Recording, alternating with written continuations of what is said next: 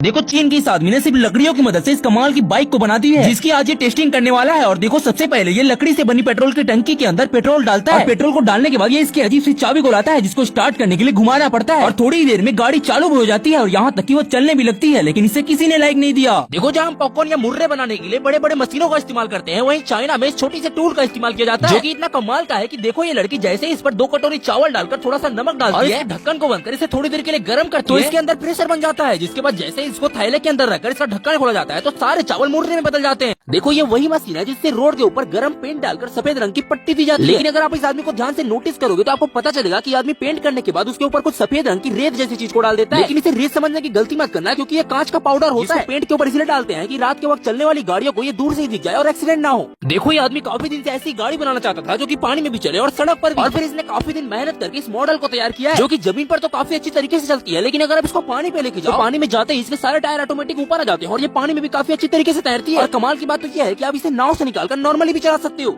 इस 80 साल के बूढ़े आदमी ने अपना कारनामा दिखाकर सबको हैरान कर दिया है, क्योंकि जैसे ही वो इन खंभों को दिखता है उन पर झूलने के लिए आ जाता है। लेकिन इसे देखकर वहाँ खड़े सारे लोग इस बेचारे का मजाक उड़ाने लगते हैं। लोग हैरान तो तब हो जाते हैं जब ये बूढ़ा आदमी बिल्कुल प्रोफेशनल तरीके से झूलकर खुद को उल्टा कर लेता है, जिसको कि कई सारे बड़े बड़े बॉडी बिल्डर भी नहीं कर पाते। लेकिन फिर भी आपने इस बूढ़े आदमी को लाइक नहीं किया। देखो इस तरीके को आप पहली बार देखो, क्योंकि जब भी किसी केक के ऊपर कोई स्पेशल डिजाइन को बनाने बोला जाता है तो सबसे पहले प्रोजेक्टर की मदद से उस फोटो या डिजाइन को केक के ऊपर कुछ इस तरीके से डाला जाता है, जिससे केक के ऊपर उस डिजाइन का शेडो आ जाता है। जिसका फायदा ये होता है कि शेडो के ऊपर बस आउटलाइन बनानी होती है, जिससे कि परफेक्ट डिजाइन केक के ऊपर आ जाता है। इसे बनाते वक्त कोई मिस्टेक भी नहीं होती, लेकिन आपने लाइक नहीं किया। इस ट्रक ने आजकल पूरी दुनिया को हैरान करके रखा है, क्योंकि देखो जैसे ही ये लोग इस ट्रक को खड़ा करते हैं तो इसके पीछे का दरवाजा खुद ब खुद खुलने लगता है, यहाँ तक इसके आजू बाजू के पार्ट भी हाइड्रोलिक से खुलकर बड़े होने लगते हैं। देखते ही देखते ये एक बड़े घर के आकार में बनने लगता है। ये एक चलता फिरता रेस्टोरेंट है, जिसको इसके मालिक इस तरीके से बनाया है कि वो जब चाहे जहाँ चाहे अपना रेस्टोरेंट ओपन कर सके। लेकिन बस ये आपका एक लाइक चाहता है। देखो इन लोगों को पहली बार देखकर आप ये मत समझना कि ये कोई कचरा उठा रहे हैं, क्योंकि ये कोई कचरा नहीं बल्कि लाखों रुपए का सामान उठा रहे हैं। जब आप इस कचरे जैसे दिख रही चीज पर ध्यान से नजर डालोगे तो आपको पता चलेगा कि ये कोई कचरा नहीं बल्कि समुद्री झील है। लेकिन हैरानी वाली बात यह है कि इसको समुद्र से लाकर सुखाने के बाद जब इनके ऊपर की सफाई कर लेते हैं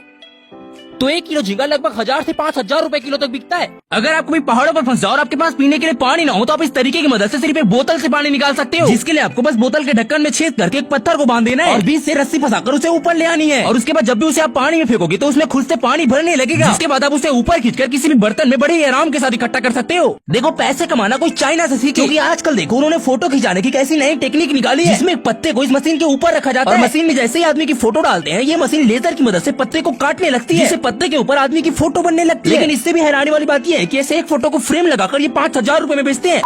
कभी भी इस गजब व्हाट्सएप चैनल को इग्नोर मत करना।